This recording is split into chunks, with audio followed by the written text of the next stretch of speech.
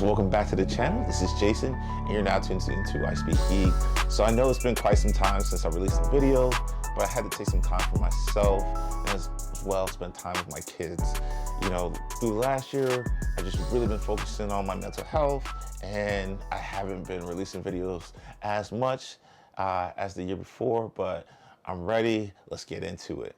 So today I actually wanted to talk about the newest version of the software for the Tesla Model S and Model 3. This is version 11, but in the software release notes, you'll see this 2021.44.30. That actually just changed as a couple of days ago. So if you have version .25, these will apply to it as well. So Tesla recently released some software. It's a lot of UI changes and some features that Elon promised quite some time ago, like the blind spot monitoring whenever you hit your turn signal. So without further ado, we're gonna go to the car, look at these new features.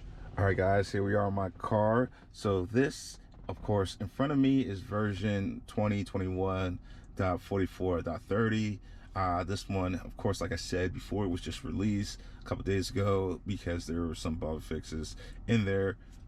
Some other people might be on version .25. So with this version, of course, the notes are similar.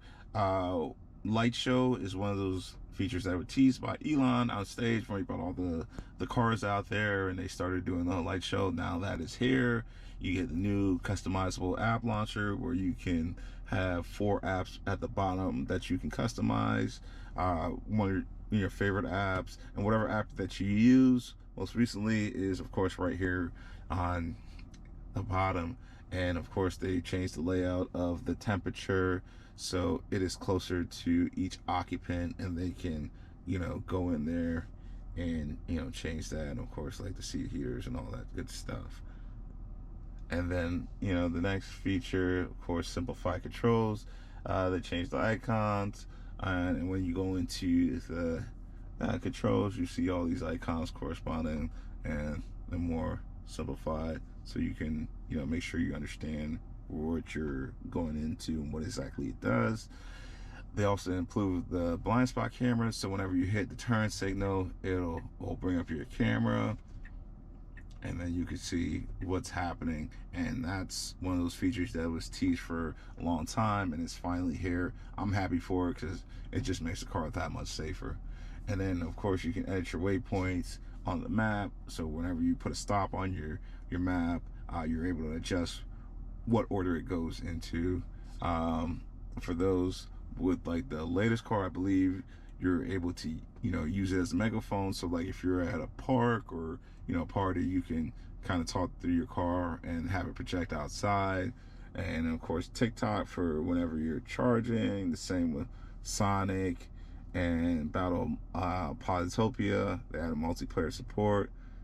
Sudoku.